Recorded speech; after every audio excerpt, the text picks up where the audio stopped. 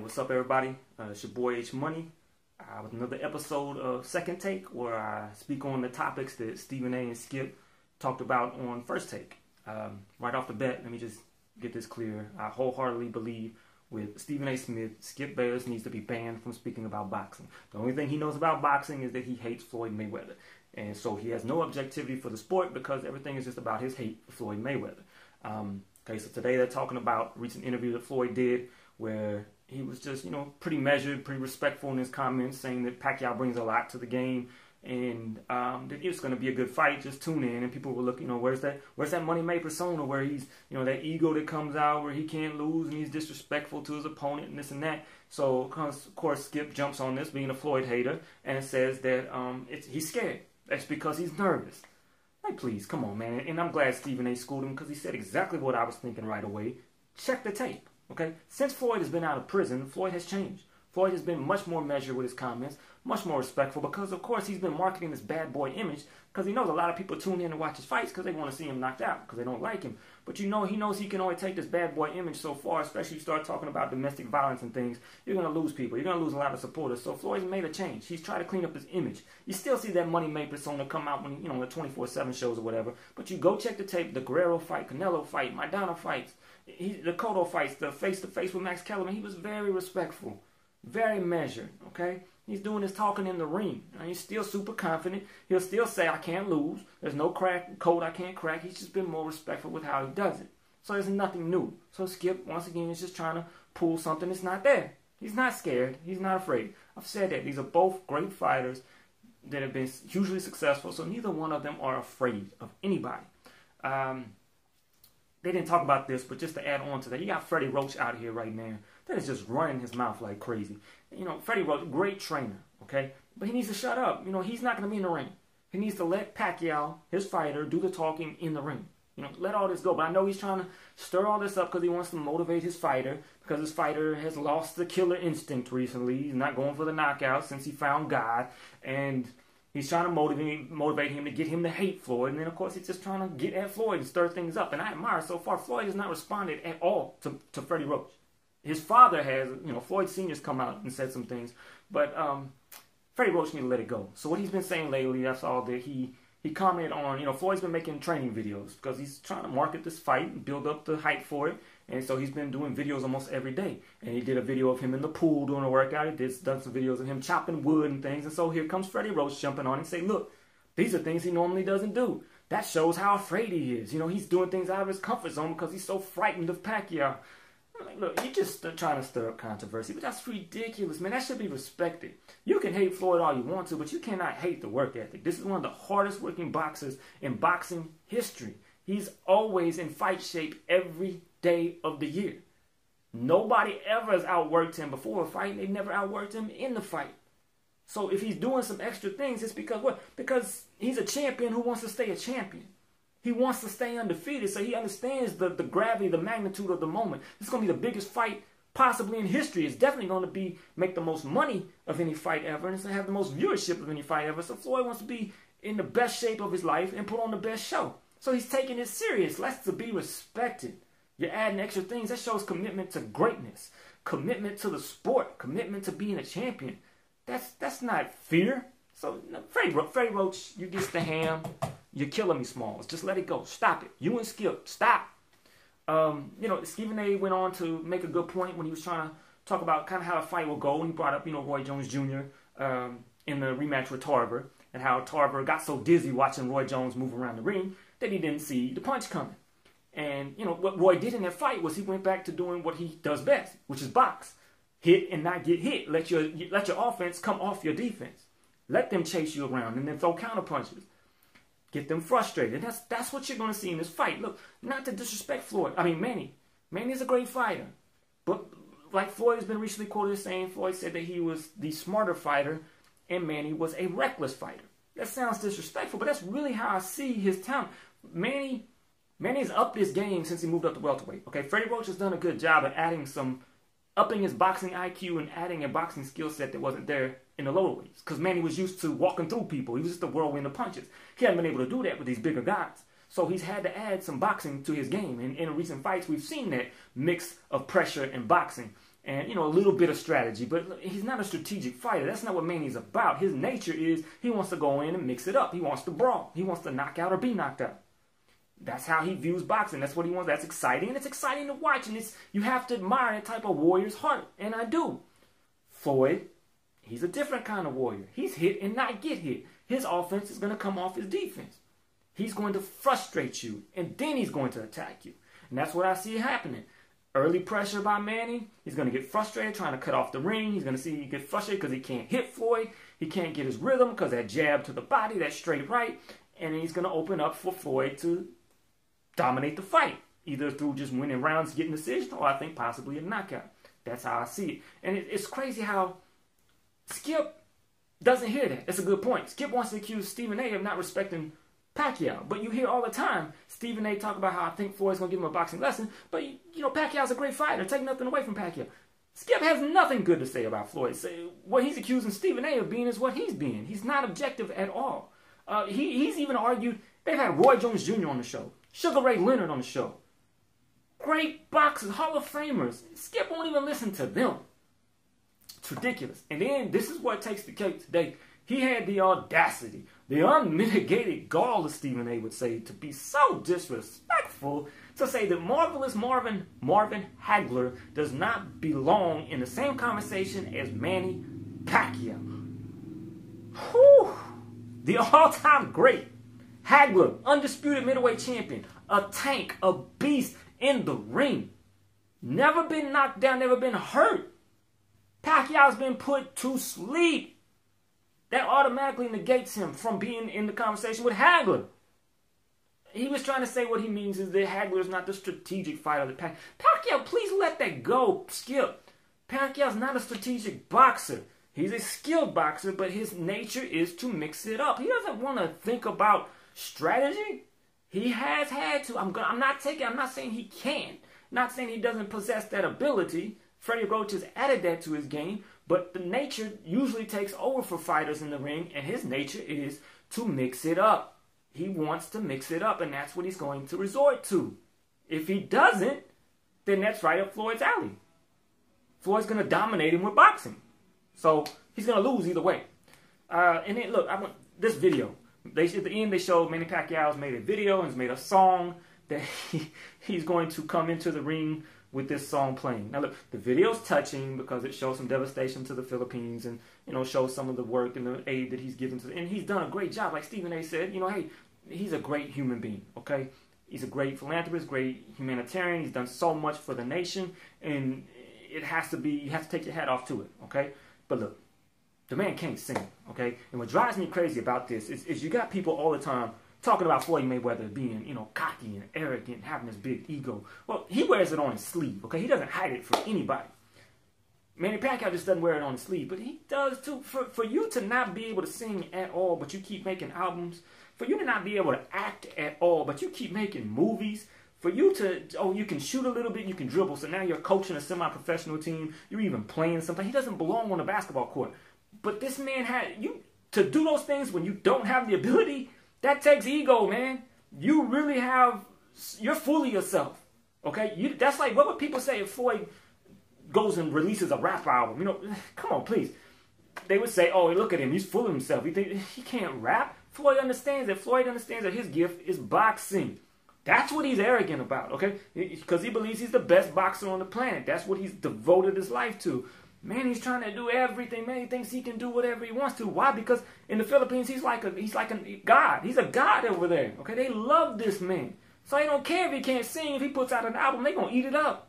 You're the greatest ever, Manny. So you can't be like that in a nation and have these people look at you like a god without getting some feelings of self-entitlement and getting a big head and really feeling yourself. So he just wears it in a different way. But don't act like Manny doesn't have an ego, that Manny's not arrogant. He just wears it in a different way that Floyd does, okay? And then what I hate about this spiritual conversion and all this, one thing, Skip, you know, talking about how measured Floyd was, and Stephen A. pointing out that Floyd's changed. You know, Skip won't accept that, but he's always talking about the spiritual conversion that Manny Pacquiao's going through. So Manny Pacquiao can change, but Floyd can't? Like, come on, man. They both changed. Both of them have had some transgressions in the past, and they've changed just in different ways. Doesn't make either one better.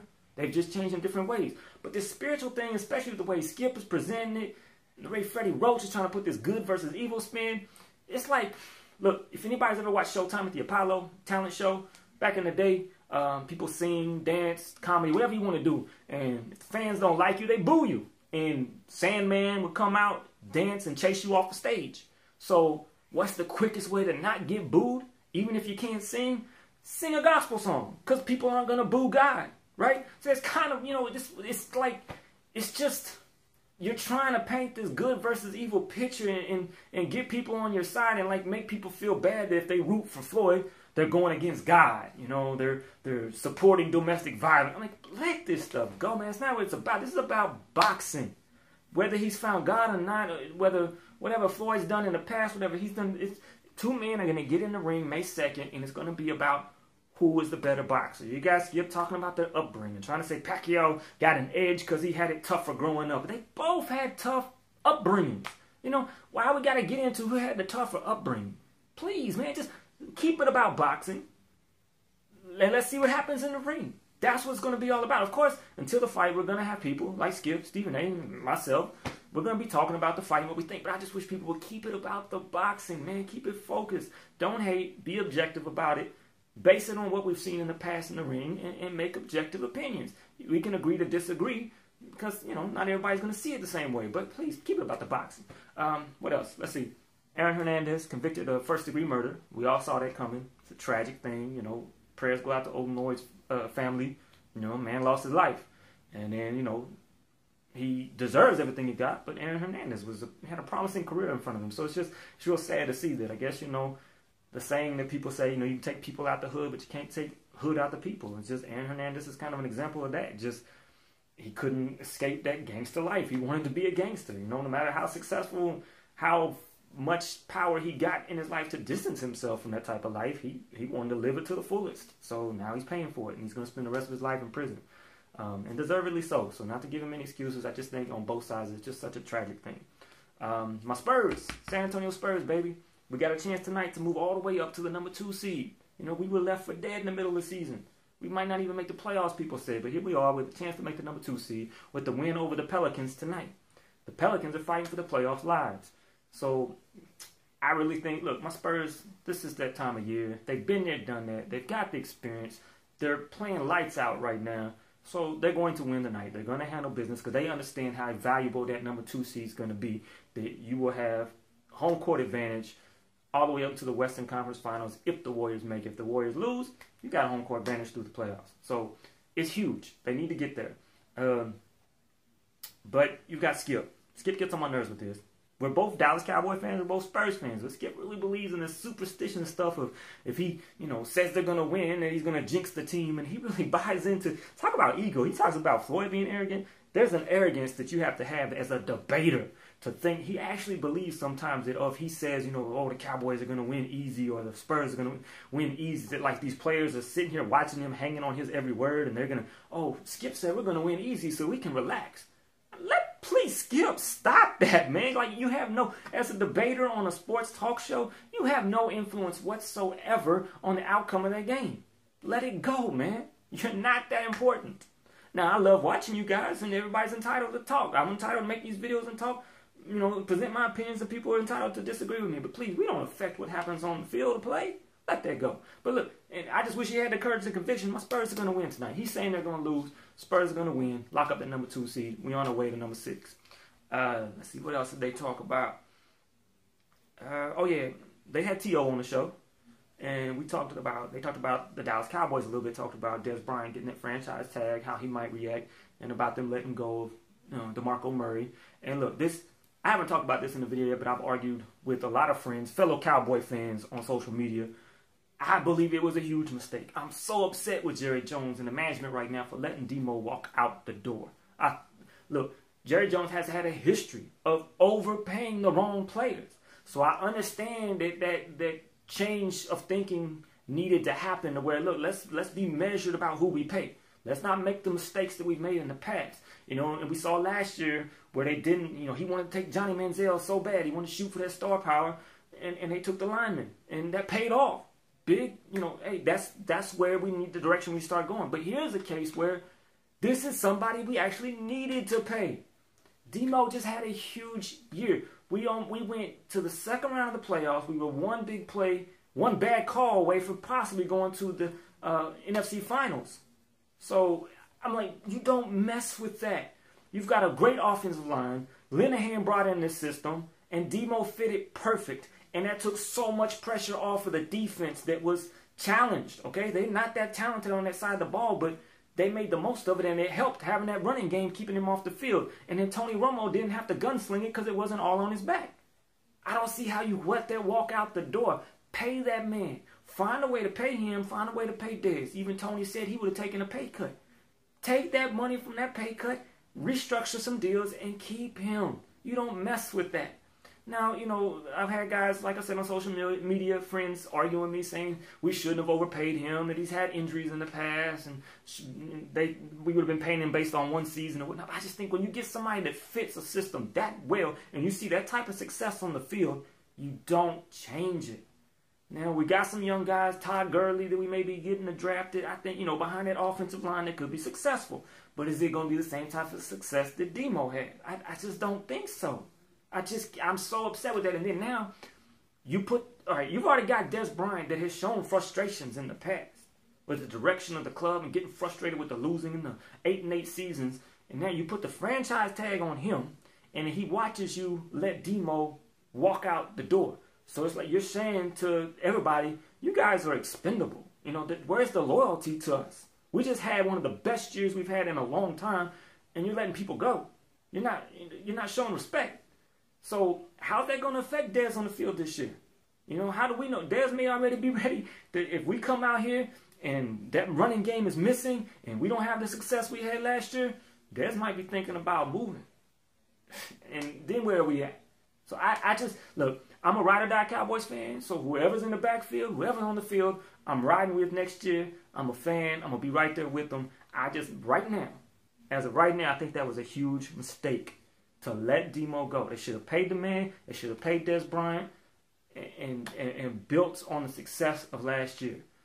Now, you still got an outside chance maybe of getting Adrian Peterson, but I don't think that's going to happen. But even if you get Adrian Peterson, as great as he is, he's been out of the game a year.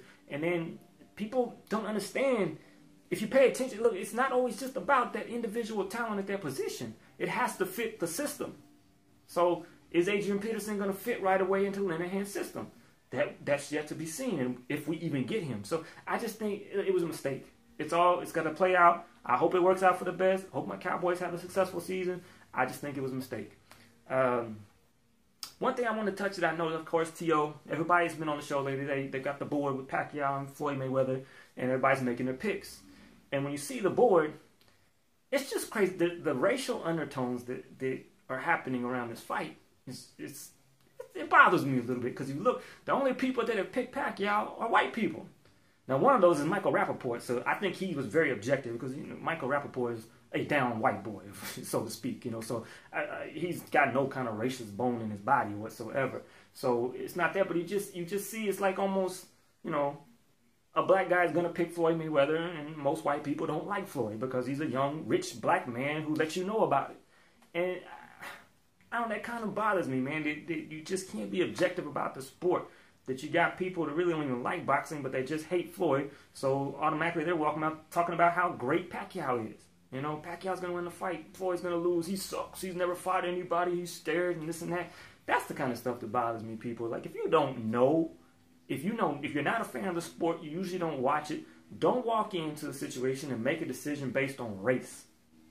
Don't do that. Do some research if you really want to know. Find out who's the better fighter, who's done what in their past, as far as in the ring. Don't make a decision based on race. I don't know. I've noticed that, and it kind of bothers me because it's almost like assumed that kind of like with Obama, it was assumed that every black person was going to vote for him. That's not always the case. I know a lot of black people that didn't like Obama.